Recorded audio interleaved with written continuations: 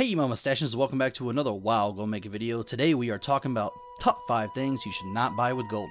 This will save you hard-earned gold from fun things instead of actually, things you don't need. Also, this is my list, so if you like it, hit that like button. If you don't like it, then let me know in the comments below why you didn't like the video. So let's get right into it.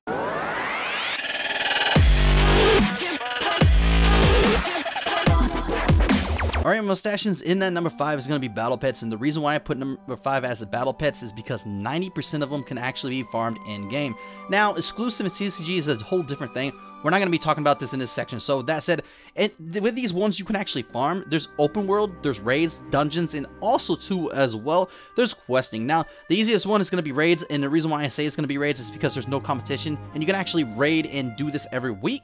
Now, if you have multiple tunes, of course you're going to get more gold out of it. There's just no reason to actually buy any battle pet there is in-game.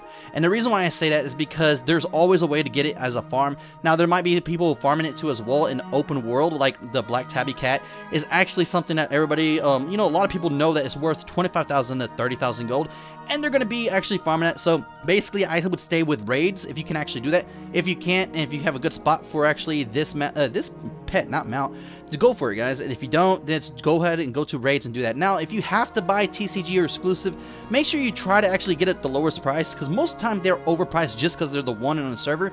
Yet there's tons of them in other servers. Go look at other servers if you have to buy. I suggest you don't, because you can always either trade, so forth. I traded a Dark Moon Rabbit for exclusive TCG pet one time. It was just so funny. I couldn't believe they traded it to me. It was hilarious. But that said, guys, that is at number 5. Let's get into number 4. Alright, guys, and at number 4 is going to be items that you are actually able to farm. Now, the thing is that most of the items that you're able to farm, you can actually get it for any raid, any dungeon, any open world, so forth and everything. But it's all about RNG. RNG is just like a pickle, guys, if that makes any sense.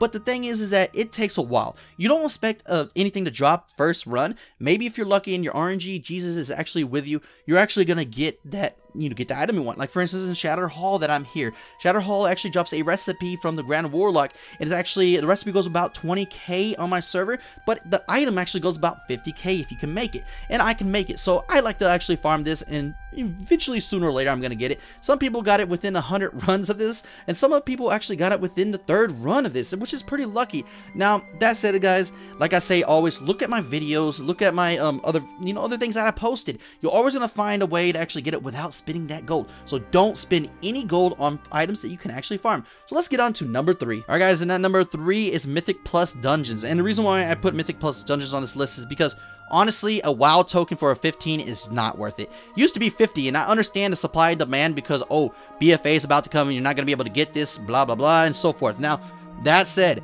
do not pay for this. Trust me, even if you're a 915, 920, don't pay for this.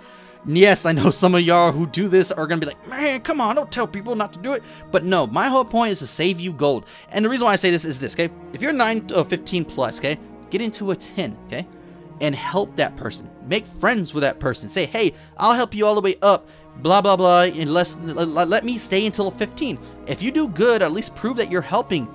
Most of the time, they keep you until 15. It just does it. Me, I'd be like, oh man, that guy's doing pretty good. So, I mean, he's not doing the best. He might not be doing what, a 972 Warlock like me would do. But you know what? He stayed. He did everything. We're at a 15. Let's complete it. Let's get him his Keystone Master, so forth. Most people would actually do that. But most people are just greedy and wants actually your WoW token on your server, which is not worth it. Just don't, guys. If you're a high gear like me, you're always going to get into a 15. It's just not worth getting, spending a WoW token just for a 15 run. It just isn't. Now that's it, guys. Let's move on to number 2. All right, guys, and that number 2 is actually going to be heroic raid carries. This is actually worse than Mythic Plus. A lot more gold worth than actually the Mythic Plus 15s. Is actually around anywhere from 300k to actually a million gold, depending on who you're actually getting it from, what server, so forth. Now, that said, it's not worth it. And the reason why I say that is because first off, most of you new people can actually get to 930, 925 really easy. Most guilds will take you to a heroic raid if you need gear from there and if you need to mount an achievement. It's a no-brainer. It's free.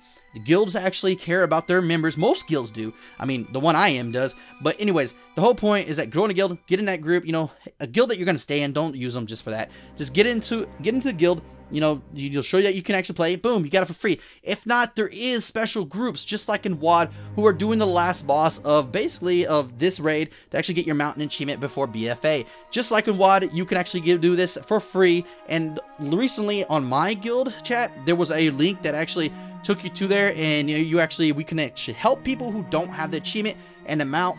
Try to find those, get it for free. Do not pay for it, guys and gals. Do not, because it's not worth it. They're trying to poke your eyes out, and you're gonna waste your gold on this, dude. And you could have spent that much gold for a mount that you actually wanted, if you know, the mount that you can't get. Hey, just don't spend on mounts that you can actually farm. That's it, guys. Let's get into number 1. All right, guys, and that number 1 is actually gonna be up to you. And to be honest with you, I'm gonna give my number 1 to as well. So in the comment section, I want to see what your number 1 would be in this top 5 list that I just gave you. Mine is actually gonna be trade chat items. And the reason why I put trade chat items at number 1 is because honestly, I spent so much time on my account that I would hate to lose it if, let's say, Blizzard does find out that it's a dupe item, right? I know some people say that dupe items are not seenable or it can't be done, so forth, but I like to take precautions. I would not like to lose my account because I put so much hours and time to my account that I love it so much. So I would never buy any items that you see so many. Like for instance, they have Tiny Spark or something like that. It's something with to do with a molten core, you know, like trading card game, I think, or one of the items that dropped. They had so many of those going out. It was crazy, and you knew it was duped. Now that said, there's other items that you can get from, you know, trading card game that, you know, like, oh, if you give me this much money or you give me this much gold, I'll give you this and this. You might not get the item because, you know, what are you gonna do if they actually, you know, basically give you you give the gold. They say, oh, I'm gonna send you an item. Oh, I did send you an item. Oh, you just didn't use it right, and you never get it. Apparently, that's not official trading through Blizzard, so you cannot really do anything unless I'm wrong, and let me know in the comments below. But my thing, I would never spend money or gold or anything like on trade chat items. So let me know in the comments below what you thought of this video. I thought it was pretty cool.